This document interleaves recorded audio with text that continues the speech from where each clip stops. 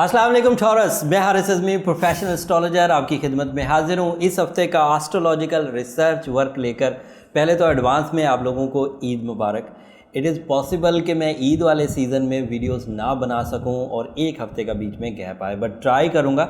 अगर मौका मिल गया तो ज़रूर बनाऊंगा, बट अगर मौका ना मिला तो इसी वीडियो को मैं कोशिश करता हूं कि ईद के बाद वाला जो हफ्ता है उसमें जो चेंजेस आनी वो भी मैं बयान कर दूं। एक तो मज़े की खबर टॉरस आपके लिए ये है कि जो नया चांद होने जा रहा है, शवाल का चांद, जिसको देखकर हमारी ईद होती है, वो चांद आपके सेकंड हाउस में होगा। And you know very well second house is a house of wealth, house of material advantages, house of luxuries, खुशी का घर है। और वहाँ पर सूरज ऑलरेडी है, तो सूरज के वहाँ होने की वजह से पहले ही माली मुआहदे, डिसीजंस बड़े पावरफुल हो रहे थे आपके, जिसकी वजह से आपको रुपए पैसे की तरफ से इस्तेहकाम मिलने की तरफ जा रहा था। रोज़ बरोज़ आप मटीरियली स्मूथ हो रहे थे। जॉब पेशा लोग जो टॉरस थे वो भी अपनी जॉब से खुशी महसूस कर रहे थे, जो बिजनेसमैन से वो भी खुशी महसूस कर रहे थे, और ये खुशियाँ बढ़ रही थी। जो लोग डेली प्रोजेक्ट्स पर काम करते हैं उनको भी प्रोजेक्ट तसलसल से मिल रहे थे। तो सेकंड हाउस काफ़ी मुज़य्यन था।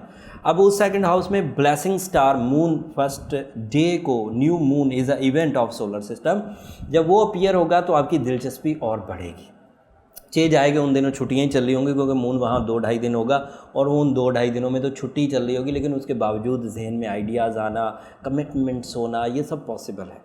और इस पॉसिबिलिटी की वजह से माली इस्तेहकाम की पेशेंगोई मैं आपको सुना रहा हूँ। दूसरी खबर जो ये 6 तारीख को, 5 तारीख को नया चांद होगा आपके सेकंड हाउस में। 6 तारीख को मरकरी अपना घर बदल कर आपके थर्ड हाउस में अपीयर हो जाएगा। वहाँ मार्स ऑलरेडी है। मार्स वहाँ अच्छा नहीं होता, उसकी वजह से अजीज़ व अकारब में थोड़ी सी कशीदगी बनी रहती है, लेकिन और वो वहाँ पर कमज़ोर दर्जे पर होता है। वह उसे हम लोग दूसरे लफ्ज़ों में ये कह सकते हैं कि आपको अपने रिलेशंस को टाइम देकर संभालना पड़ता है। और वो जो टाइम देकर संभालने में आपको मुशक्क़त सी महसूस हो रही थी, जब 6 तारीख को मरकरी थर्ड हाउस में अपीयर होगा, उस मुशक्क़त में काफ़ी हद तक कमी आ जाएगी। आप नज़्म ज़ब्त के साथ, अक़ली दलाइल के साथ, अक़ल के साथ अपनी फैमिली को लेकर चल पाएंगे, अज़ीज़ व अकारब को लेकर चल पाएंगे, अज़ीज़ व अकारब से फ़ायदे उठा सकेंगे, या अपनी ज़ात से अज़ीज़ व अकारब को एडवांटेजेस दे सकेंगे। दोनों पॉसिबिलिटीज़ हैं, बट मरकरी के हाउस बदलने की वजह से जहानत में इजाफ़ा ज़रूर होगा। आप अपनी रूटीन इश्यूज़ में जो फंस गए थे वहाँ से निकलने के मौके ज़रूर मिलेंगे। लेवल ऑफ प्लेजर बढ़ेगा, सैर व सियाहत का मौका मिलेगा। मार्स एंड मरकरी की कम्बिनेशन 2 तरह की होती है। एक तरह से एनर्जी लेवल इन्हेंस होता है, दूसरी तरह से जहानत इन्हेंस होती है। तो जिस बंदे को जहानत मिले और एनर्जी लेवल मिले, वो अपनी जहानत से इस एनर्जी को सही जगह इस्तेमाल करके एडवांटेजेस लेता है। और उम्मीद है कि आप इन एडवांटेजेस का एक बड़ा असर अपनी फैमिली लाइफ पर देखेंगे। दर्जा बदर्जा जिन लोगों को अपने फैमिली की तरफ कुछ इश्यूज़ थे वो रिज़ॉल्व होते हुए नज़र आएंगे, लेकिन उसमें अकल के इस्तेमाल की ज़रूरत ज़्यादा पड़ेगी। अदरवाइज़ जो एनर्जी का सितारा है वो थर्ड हाउस में बहरहाल मनफी होता है। वीनस 9 तारीख को, ये अब मैं ईद के बाद जो मैंने वीडियो देनी थी अगले हफ्ते 9 तारीख को एक नई वीडियो मैंने आपको देनी थी, लेकिन अगर मैं ना दे सका तो मैं आपको पहले ही बता दूं कि वीनस आपके सेकंड हाउस में अपीयर हो जाएगा। अभी पहले घर में है, आपका रूलिंग प्लैनेट भी है। उसने आपकी फितरत को खूब ट्यून किया, आपकी सलाहियतों को पॉलिश किया, आपके अंदर से गम, उदासी और इस तरह के जो बादल थे नाकामी वाले उन्हें हटाया। अब 9 तारीख को वो सेकंड हाउस यानी कि मटीरियल हाउस में दाखिल हो जाएगा, तो आपकी सलाहियतें आपको और ज़्यादा इस्तेहकाम देंगी मटीरियल सेक्टर में। So you are smooth and silky, specially in career, investments, tradings, job sector, इन सब में बहुत अच्छे चलेंगे। 2 मनफी खबरें अभी भी मनफी चलेंगी। जुपिटर 8वें घर में रेट्रोग्रेड है, इसकी वजह से लक फैक्टर जो हमारे रिवॉर्ड्स को इन्हेंस करता था, जितनी हम मेहनत करते थे उससे ज़्यादा रिवॉर्ड्स देता था, वो अभी भी लो है। एंड सैटर्न आपके 9th हाउस में आपके प्लान्स को डिमांड कर रहा है कि आप क्रॉस चेक करें, जल्दबाजी में प्लान्स ना करें। जो भी प्लान करना है उसे प्रॉपर होमवर्क के साथ करें, तो एडवांटेजेस मिलते रहेंगे। ये 2 थोड़ी अजीब खबरें। इन खबरों को रिकवर करने के लिए मेरे पास बहुत अच्छी रेमेडी पूरे रमज़ान बताई, उससे भी पहले बताता आ रहा हूँ।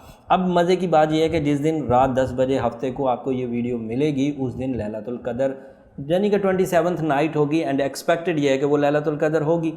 अगर वो लैलतुल कदर हुई तो वो रात 1000 महीनों से बेहतर है। अगर उस दिन सूरह यासीन की सेकंड लास्ट आयत 26 टाइम्स पढ़ दी जाए तो समझे एक रात पढ़ना इस लेवल पर होगा कि अच्छा ऐसा लगेगा कि 1000 महीनों तक आपने पढ़ी है। तो एक रात में इतना फ़ायदा हो जाए।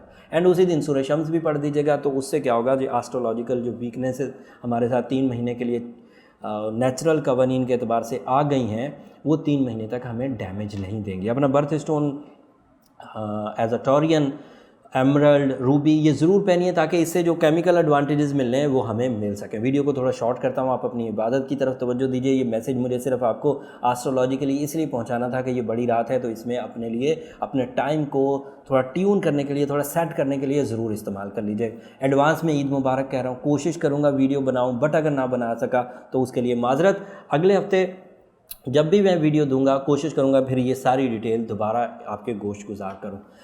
अब एडवांस ईद मुबारक मैं कह चुका हूं, अपनी दुआओं में मुझे अभी भी याद रखिएगा। अभी भी ये बड़ी रात है, अभी 29वीं की बड़ी रात आएगी, तो अपनी दुआओं में मुझे ज़रूर याद रखिएगा। अगले हफ्ते तक के लिए इजाज़त दीजिए। अल्लाह ने के बाद।